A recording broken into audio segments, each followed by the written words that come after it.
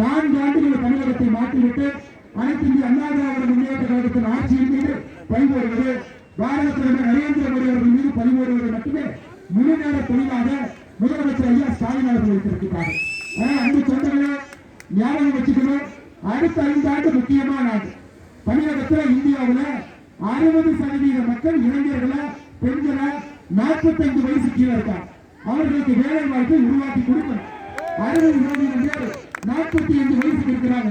ஒரு குடும்பத்தில் குழந்தைங்க இருக்கிறாங்க. அவர்களுக்கு வேலை வாய்ப்பை உருவாக்க வேண்டிய பொறுப்பு நமக்கு இருக்கு.